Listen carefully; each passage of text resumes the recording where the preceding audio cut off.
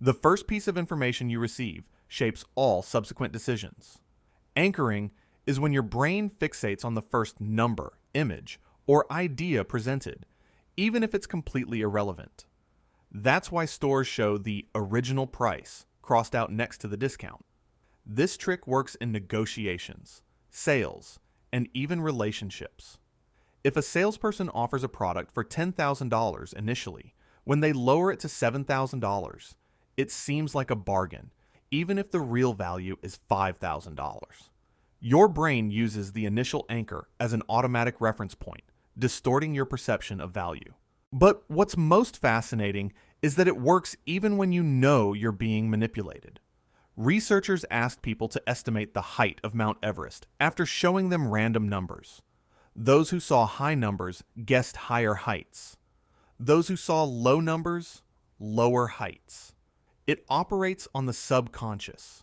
Anchoring is the invisible trick that guides billions of decisions every day. You'll never look at a discount the same way again. Only 3 units left. And suddenly, you need to buy now.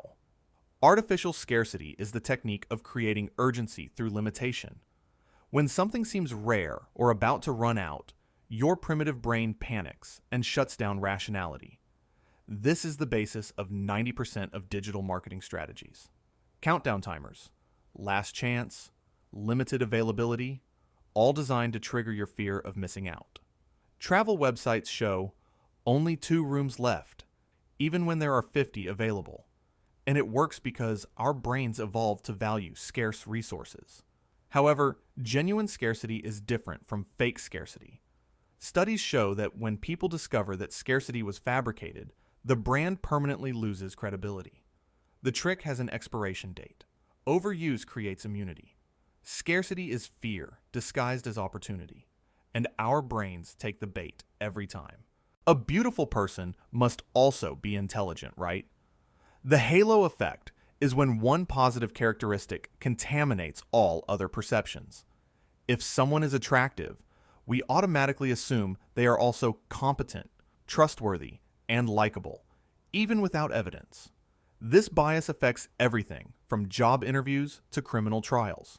Studies show that defendants considered attractive receive 22% lighter sentences. Teachers give better grades to good-looking students. High-profile CEOs earn an average of $166,000 more per year. Our brain creates a complete narrative based on a single impression, but the halo effect also works in reverse. One negative trait can tarnish everything.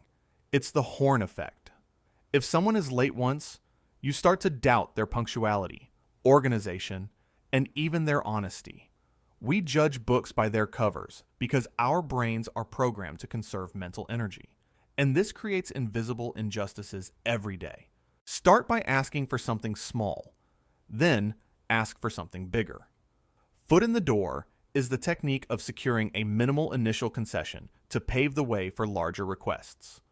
Once you say yes to something insignificant, it's psychologically harder to say no later. Master salespeople use this instinctively. Can you answer a quick survey? Becomes, now that you know our product, would you like to try it for 7 days free? Which turns into an annual subscription. The brain seeks consistency. If you've collaborated once, collaborating again seems like the right behavior.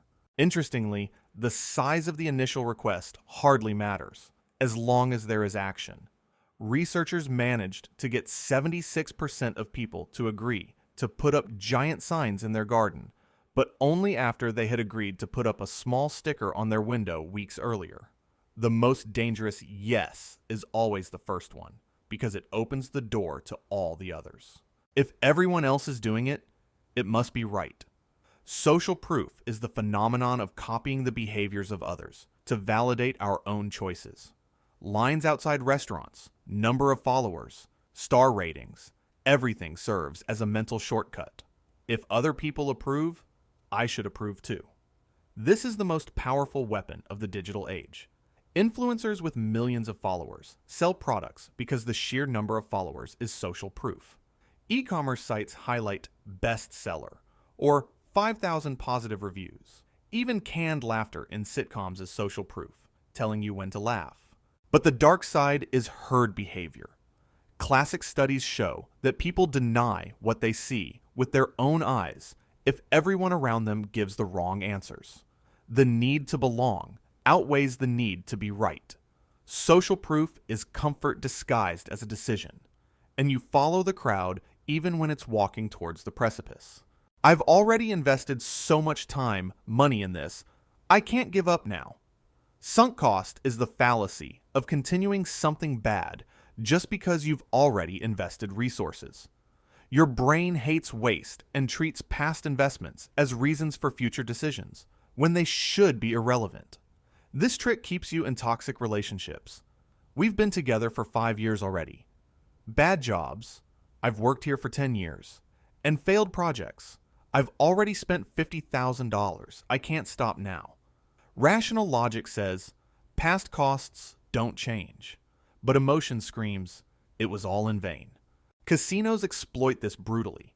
After losing $1,000, your brain thinks, I need to recover what I lost. And you keep playing, losing more. Each loss becomes justification for the next bet. Sunk costs are the emotional trap that turns mistakes into disasters. Knowing when to exit saves more money than persisting until the end. You don't want option A or B, but there's an option C that makes B seem perfect. The decoy effect is when a bad third choice is introduced just to manipulate your preference. Movie theaters do this. Small popcorn, 15, medium, 20, large, 22. The medium is the decoy. Nobody wants it, but it makes the large seem like an amazing deal. Companies build entire pricing tables based on this principle. Basic version, functional. Intermediate version, expensive and limited, the decoy. Premium version seems worthwhile now. Magazines sell subscriptions like this. Digital, 59. Print, 125. Useless decoy. Digital plus print, 125. Everyone chooses the last one. However, when the decoy is removed, people revert to randomly choosing between A and B. This proves that there was no real preference, only contextual manipulation. The decoy effect proves that you don't decide alone. You decide based on the options placed around you. You remember things that never happened. False memory is when your brain creates, distorts, or invents entire memories based on external cues. Psychologist Elizabeth Loftus proved that 25% of people remember completely fictitious childhood events after just one suggestive conversation. This vulnerability explains wrongful convictions, alien abduction reports, and even family conflicts. Eyewitness accounts are notoriously unreliable because memory doesn't work like video recording. It reconstructs events every time you access it, and each reconstruction adds distortions. But what's most disturbing is that false memories seem more real than true memories. People describe vivid details, intense emotions, and firmly believe they experienced them. Neuroimaging shows that the brain processes both in the same way. Your memory is a collaborative fiction between past and present, and you'll never know which parts are real. Prisoners defending their kidnappers. Stockholm Syndrome is the paradoxical emotional bond that forms between victim and aggressor in situations of prolonged trauma.